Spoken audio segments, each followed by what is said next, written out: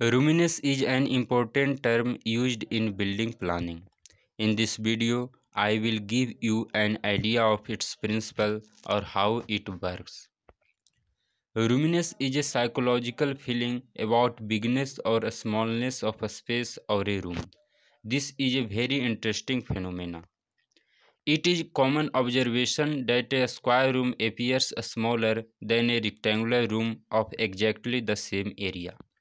It seems mysterious, but there is a reason for it. A rectangular room has greater perimeter than a square room of the same area. When we assess the largeness of the rooms, our eyes take a few microseconds more to observe the rectangular room. Thus, our subconscious judges the rectangular room as bigger. This is called roominess effect. This is why every residential building preferred rectangular room.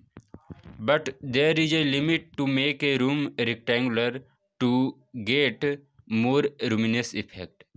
If the length of the room is increased beyond this limit, a bad effect sets and room appear even longer than it actually is. This effect is called tunnel effect.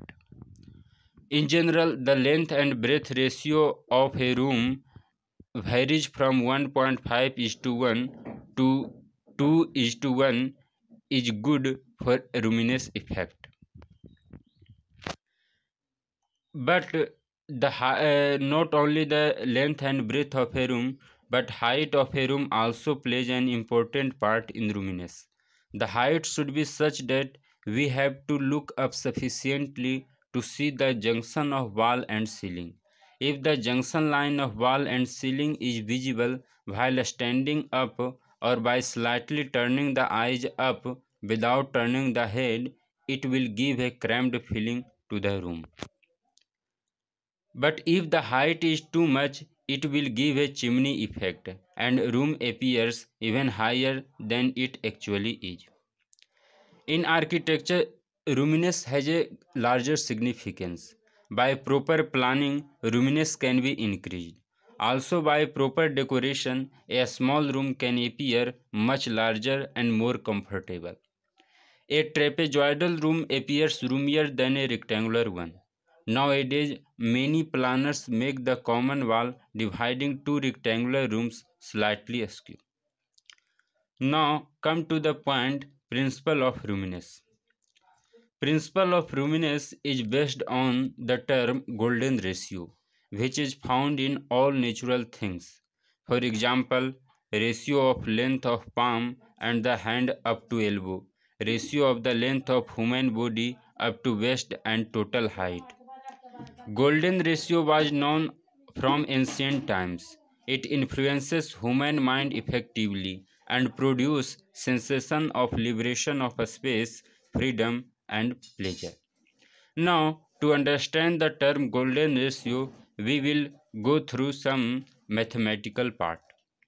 If we divide a line into two segments A and B, where A is greater than B, such that A plus B by A equal to A by B, then the value of this ratio is called golden ratio and it is represented by phi. After simplifying the above equation, we ultimately get a quadratic equation, that is phi square minus phi minus 1 equal to 0, and the positive solution of this equation gives the value of golden ratio as 1.618. Thus, if the ratio of length to breadth of a room is equal to the golden ratio, then that room gives the feeling of maximum roominess. Another ancient knowledge recommends the ratio of 25 is to 16 or 16 is to 10 as the most comfortable and peaceful ratio. Many modern TV sets adopt this ratio for their screens for optimum viewing pleasure. Thank you.